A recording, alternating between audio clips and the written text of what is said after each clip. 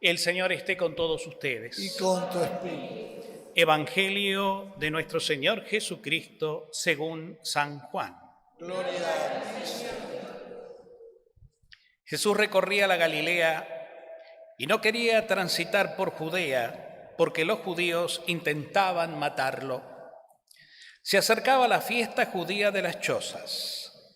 Cuando sus hermanos subieron para la fiesta, también él subió, pero en secreto, sin hacerse ver. Promediaba ya la celebración de la fiesta cuando Jesús subió al templo y comenzó a enseñar. Algunos de Jerusalén decían: ¿no es este aquel a quien querían matar? Y miren cómo habla abiertamente y nadie le dice nada. ¿Habrán reconocido las autoridades que es verdaderamente el Mesías? Pero nosotros sabemos de dónde es este. En cambio, cuando venga el Mesías, nadie sabrá de dónde es. Entonces Jesús, que enseñaba en el templo, exclamó: «Así que ustedes me conocen y saben de dónde soy.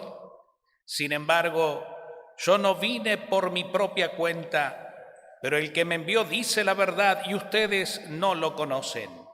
Yo sí lo conozco porque vengo de él y es él el que me envió».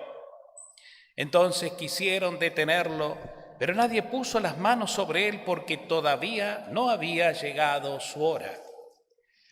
Palabra del Señor. Gloria a ti, Señor Jesús. Tomamos asiento, hermanos.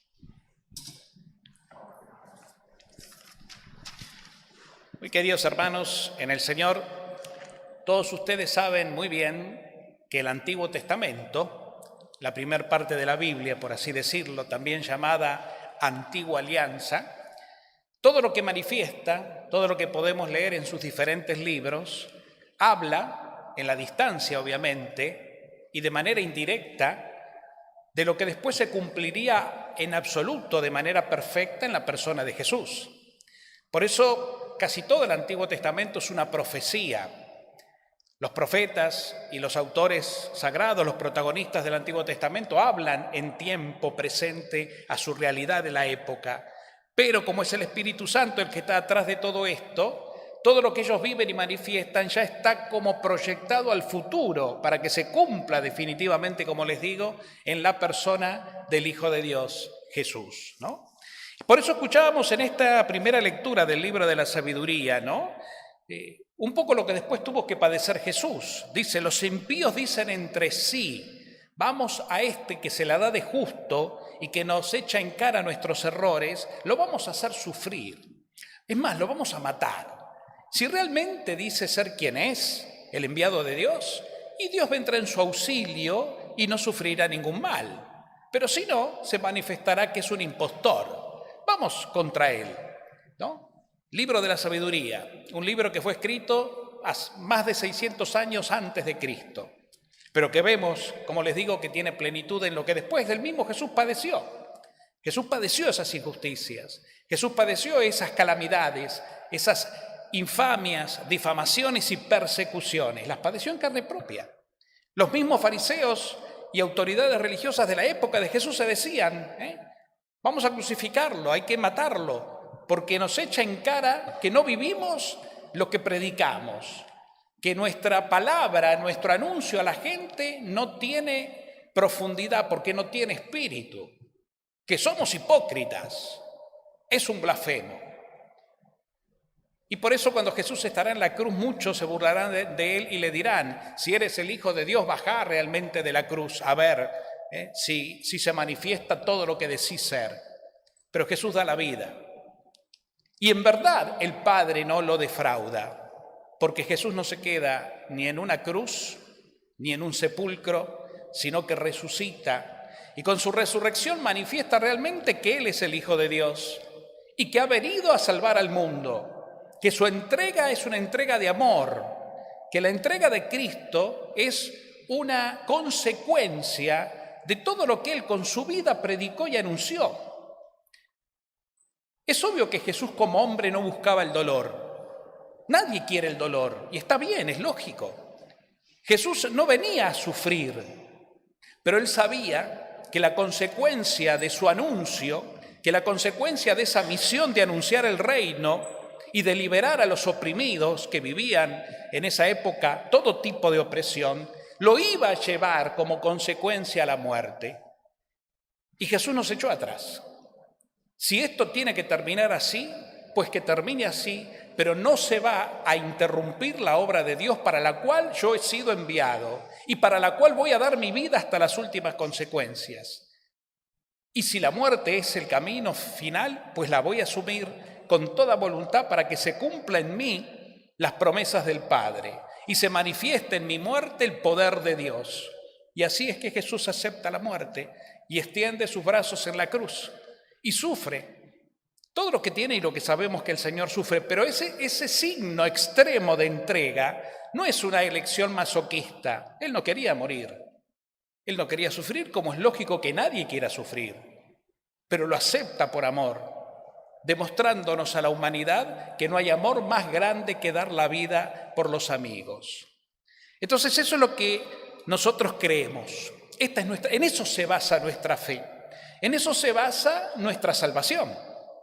En la entrega de un Dios que se hace tan pequeño y tan humano como todos nosotros y que asume nuestra condición humana en todo. Y cuando digo en todo, los invito a que se miren a ustedes mismos como yo me miro a mí mismo en mi pobre humanidad y reconozcamos que como humanos nosotros padecemos todo tipo de sufrimiento, físico, moral, espiritual, psicológico, injusticias, realidades que vienen de afuera y que las tenemos que a veces soportar sin merecerlas, realidades internas que tienen que ver con nuestra vida humana, de dolor, propia tal vez de las heridas de una historia, de situaciones vividas y todavía no sanadas, de heridas abiertas desde pequeño, quién sabe que todavía no hemos encontrado la forma de entregarlas para que cierren y hoy todavía condicionan nuestra felicidad y nuestra paz.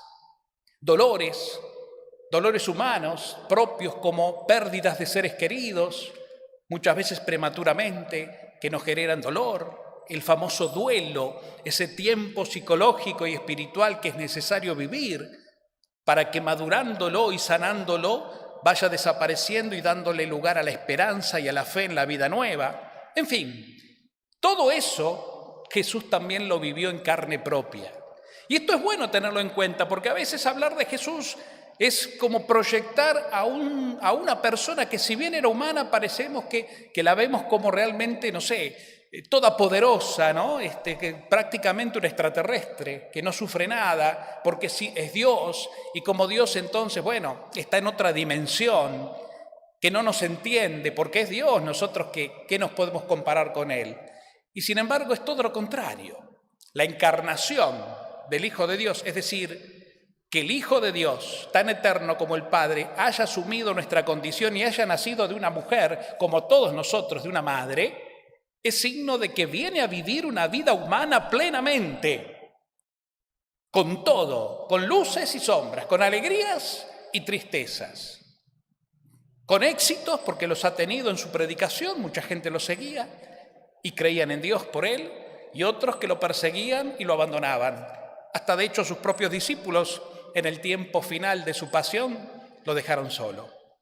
Es decir, que Jesús es el Dios cercano que te entiende como hombre, un Dios que se humaniza para que en su humanidad puedas vos comprender, hombre, varón, mujer, que nosotros contamos con un Dios así, tan cercano, tan comprensivo, porque padeció lo mismo que padecemos todos. Él también lloró por su amigo. Él también lloró por la necedad de su pueblo. Él también se quebró ante situaciones difíciles. Demostró su humanidad y hasta su impotencia humana. Lo que nos pone ante un Dios así de cercano, tan cercano que nos siente con corazón humano, nos mira con ojos humanos y nos ama con un corazón humano. Por eso hoy lo celebramos también como el Sagrado Corazón, es decir, el amor que se da hasta el extremo. Esto tiene que ser para todos nosotros, hermanos, ya les digo, un motivo de consuelo. Nosotros no adoramos a un Dios lejano, a un Dios que nos mira de lejos, todopoderoso, mientras nosotros estamos aquí en este valle de lágrimas, como se suele decir, ¿no? Nosotros creemos y tenemos puesta nuestra confianza en un Dios cercano, como nosotros, igual a nosotros, que se hizo igual a nosotros como hombre para enseñar a los hombres lecciones de humanidad. Porque fíjense ustedes que la vida de Jesús fue eso, una vida humana. Humana en el sentido también de ir a acercarse al que lo necesitaba. Solemos decir, ¿no?, qué gran ser humano es tal o qué gran ser humano fue cual, porque supo dar amor, porque supo atender a los pobres, porque supo desprenderse de sí mismo para darle a quien más necesitaba, porque supo perdonar, porque fue fiel a su palabra, porque fue una persona cercana, creíble. Humanidad, eso es la humanidad. Esa humanidad que los hombres estamos estropeando, porque lamentablemente vivimos en un mundo donde la humanidad como tal está disminuida, está lastimada por la soberbia, por el odio, por el individualismo, por el desinterés, por la falta de compasión, es decir, ponerme en el lugar del que padece. Es una humanidad lastimada, que no vive los valores que Jesucristo, hombre, nos enseñó. Y que tantos otros hombres enseñaron y siguen enseñando, porque hay en un mundo difícil y en un mundo lastimado, hay gente que sigue valiendo la pena. Desde el llano, desde el secreto, desde el oculto, sigue dando su vida con amor, con sinceridad, dando su tiempo. Hay, porque no es todo lo que vemos. Lamentablemente, eso, la gente buena, la gente que trabaja, la gente que da la vida, no tiene prensa, porque eso no vende. Lo que sí tiene prensa es todo lo contrario, la inseguridad, la guerra, la muerte y demás. Eso sí tiene prensa y sale a la luz. Como inclusive también, no digo que no sea real, obviamente que lo es, pero también como una intención segunda de deprimir al pueblo. Uno mira un noticiero y termina deprimido, porque la información, lamentablemente, que nos dan son todas cosas pálidas, negativas. ¿Qué noticiero te muestra cosas verdaderamente positivas? Muy pocas. Tiene que haber situaciones extremas, como fueron los incendios de Corrientes, por ejemplo, para demostrar que Argentina es un pueblo solidario. O muchos, a nivel mundial, la solidaridad ante la situación de la guerra. Pero tiene que haber situaciones muy extremas. Si no, no es noticia. Lo bueno no es noticia. Lo bueno pasa. Lo malo sí, por mínimo que sea, sale a la luz. Y eso es un signo de que las grandes potencias, aún mediáticas, buscan deprimir al pueblo. Por eso no hay que quedarse solo con eso. Y el otro mensaje que yo encuentro en la palabra de Dios de hoy es no solo que Jesucristo padeció, pero confió. Como dice la primera lectura, se puso bajo la protección de Dios y Dios le fue fiel. Murió, pero Dios Padre lo resucitó. Entonces, ¿cuál es el otro mensaje que me viene a la mente, al corazón? Que el Señor está cerca del que sufre. Está cerca tuyo. Y conoce tu sufrimiento, conoce tu dolor, tu cansancio. Conoce lo que estás viviendo, eso que quién sabe nadie conoce, porque tal vez a nadie le interesa. Dios sí, a Dios le interesás, porque sos su hijo, porque sos su hija, amado, amada, con un amor cercano y entrañable. Y esa es la gran noticia que nos trajo Jesús. Mi Padre es el Padre de ustedes y los ama. Mi Padre es misericordioso, lento a la cólera y de gran bondad. Vayan a Él, porque el Señor está cerca del que sufre. El Señor cuida a los que lo claman. El Señor siempre nos escucha y te libra de sus angustias, decíamos en el Salmo. El Señor está cerca del que sufre y salva a los abatidos. El justo, el que cree en Él, que padece sus males, es visitado y el Señor lo libera de todo lo que sufre. Él cuida todos sus huesos. No quedará roto ni uno solo. El Señor rescata a los que lo sirven, a sus servidores, a sus hijos amados. y a los que se refugian en Él. Eso dice el Salmo como respuesta a esta primera lectura y como respuesta a nuestra vida. El Señor está cerca de los que sufren.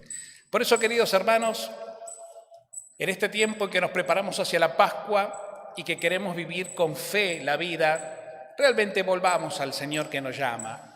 Y que nuestra vida, en toda su dimensión humana, psicológica y espiritual, tenga ese espacio para poder encontrarnos con Dios. Es muy difícil si vivimos corriendo todos los días, como muchas veces lo hemos dicho desde aquí, ¿no? Si vivimos acelerados las 24 horas del día, 24/7, como se suele decir ahora, ¿no? Vivimos a 1000. Es muy difícil que podamos experimentar la presencia y la grandeza del amor de Dios que vive en nuestro corazón. La persona que no se detiene y no busca en la soledad el silencio y esa mirada interior consigo mismo, es muy difícil que pueda escuchar la voz de Dios y que pueda percibir el amor consolador de su Señor. Es muy difícil, porque el que vive abrumado, acelerado y embarullado no puede escucharse a sí mismo, no puede escucharlo a Dios. Por más que Dios está ahí presente, ansioso, esperándote, esperando esa devolución de tu parte, esa mirada tuya de fe hacia Él que te mira continuamente con ojos de Padre enamorado. Porque Dios es un enamorado de todos. Solamente en la experiencia de la oración, del silencio, que no hace falta que sea nada raro, simplemente decidir estar con Dios y dedicar todos los días un tiempo para Él, como sabemos dedicar en el día tiempo para un montón de cosas que consideramos importantes. Porque sí, y lógico, de que nos levantamos, nos armamos un día, o el día ya de por sí viene armado con todo tipo de actividades y demás. ¿Por qué no también incluir en este día ajetreado que nos toca vivir cada día nuestro espacio de intimidad, de silencio, de quietud y de tiempo para estar a solas con Él? Muy poco lo hacemos, y por eso muchas de estas cosas que leemos de la palabra y escuchamos nos suenan raro, como que no es para nosotros. Y justamente sí, es para todos, porque Dios ama a todos, y nos ama y nos llama a todos, porque todos y cada uno somos hijos amados de Él, creados por Él, y cuyo destino, nuestro destino, está en las manos de Él. Aquí estamos de paso, en Él vivimos, nos movemos y existimos, dice la palabra. Por eso nuestra vida tiene un destino de eternidad. Todos sabemos que de aquí nos vamos a ir. Entonces, que nuestra vida cotidiana sea un encuentro con aquel que un día nos recibirá definitivamente para gozar de la paz, donde ya terminará todo lo que terrenalmente nos condiciona y se abrirán las puertas de una vida nueva, un cielo nuevo, una vida nueva, una tierra nueva, como dice así simbólicamente el Apocalipsis, ¿no? De eso se trata. Y de esta manera también, al ir nosotros profundizando nuestra fe y nuestro encuentro con Dios, vamos a encontrar el consuelo de saber que aquellos que ya nos han precedido en su partida, porque han llegado al destino del encuentro del Padre, nos va a ayudar a nosotros también a encontrar ese consuelo, que como les decía hace un rato, ese duelo que todos tenemos que pasar, que todos tenemos que aceptar, porque es natural ese dolor, ese sufrimiento, va sanándose cuando se comparte con Dios, porque el Señor viene al encuentro de los que sufren, está cerca de los que sufren, y va dando lugar el dolor a la paz, al consuelo, a la esperanza. Hermanos, nosotros no hemos perdido a nadie. A veces se suele decir, porque es parte del vocabulario humano, trivial de la gente, yo perdí un ser querido. Y para el cristiano nadie pierde nada. Primero porque la vida del otro no es propiedad de nadie, es solo de Dios. Ni siquiera mía personal. Mi vida le pertenece a Dios, que es el autor de mi vida. Como dice aquella canción, la vida me han prestado y tengo que devolverla cuando el Creador me llame para la entrega, ¿no? Hermosa canción, cuyo verso la verdad que es casi bíblico. Es así, la vida me han prestado y tengo que devolverla. Y algún día se la devolveré a Dios, pero no para perderla, sino para adquirirla plenamente.